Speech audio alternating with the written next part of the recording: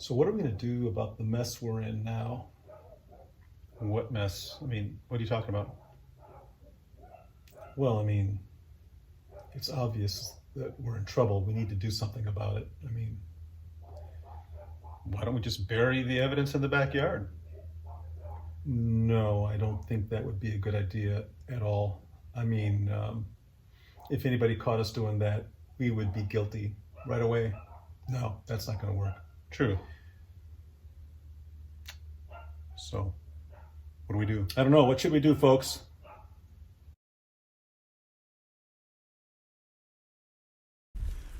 Getting some nice sized chips. This is with that 572 XP. It cuts well. I had some trouble though earlier with this thing just sort of blowing powder.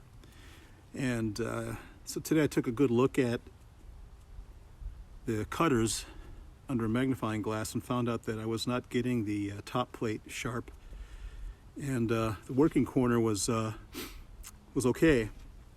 And I'm using the combination file, and Buck, and forgive me, I know that you don't approve, but I just wanted to see how it worked. And one of the things about those combination files is that it not only does the cutters, but it also takes the depth gauges down accordingly, which I understand it doesn't have to be done every time you sharpen, but I just wanted to see how well it worked. And it works pretty well. The only thing I noticed is that you have to be really careful of the angle that you move the file across the chain. All right, so what I wanted to show you here is that this is a 5/32 file. Now,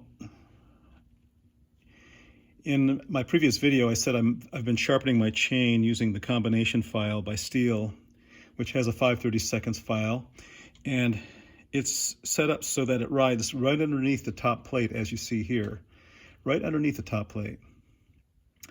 Now, as long as you have a 90-degree angle, or I should say, as long as the file is totally parallel with the top plate, you'll get a nice sharp top plate as you run the file over here.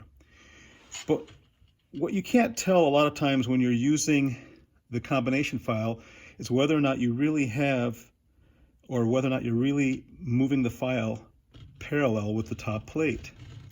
And what can happen is if you move the file slightly off angle like that, you're going to miss the top plate. You're going to get the corner, the working corner, but you can see that a large part of the top plate there's a gap between the file and the top plate.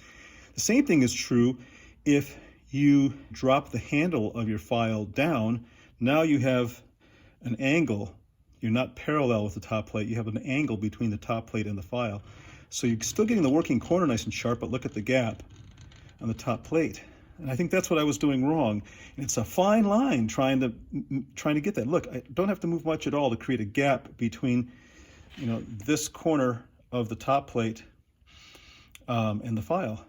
And so I was getting my working corner real sharp, but the top plate generally was dull. It's very important. That angle is very critical. Right there.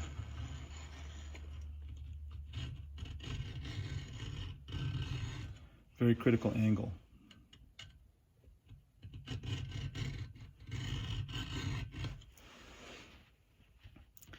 So let me try to show this to you from another angle. Okay, so from this angle, again, you can see here that with my file running parallel to the top plate, I'm going to sharpen the whole top plate evenly, including the working corner. See that? And it's really funny, but when you file by hand, it's really hard to maintain that tight relationship where there's no gap between the top plate and the file. If I tilt the handle of the file down just slightly, I create a gap. And so I can get the working corner real sharp, but the side of the cutter near me, the top plate, will not get any attention at all. So this is where I think I'm going wrong with all of my sharpening is I'm not riding that top plate evenly. So we're going to focus on that technique a little bit, and I mean, it looks better already, and I've just touched it up. So, all right, that's all I have, folks. Just an observation. Well, Wiener, that was a pretty gosh darn good video, if you know what I'm saying. You got that right. I agree with you 100%. Be kind, folks.